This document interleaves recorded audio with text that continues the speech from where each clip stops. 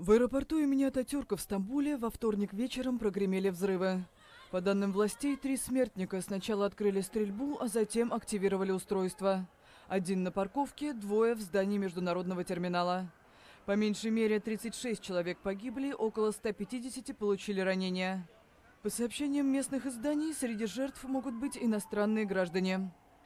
Али Текин находился в здании аэропорта во время нападения. Был страшный взрыв. Он был очень мощный и прямо внутри терминала.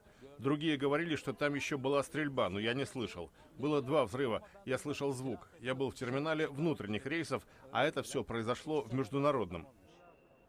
Осман Укар оказался в терминале неподалеку от смертников. Я заворачивал в пленку свои чемоданы и тут услышал взрыв. Полицейский велел нам лечь на землю.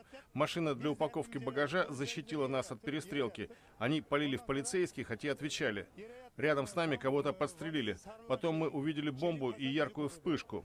Все, кто был поблизости от того места, погибли. Ответственность за нападение пока никто не взял. Премьер-министр Турции Бинали Йылдырым заявил о том, что за взрывами стоят боевики запрещенной в России группировки «Исламское государство». Улики, обнаруженные нашими экспертами, указывают на то, что атаку осуществили исламисты. Но, несмотря на то, что такие свидетельства уже есть, расследование продолжается.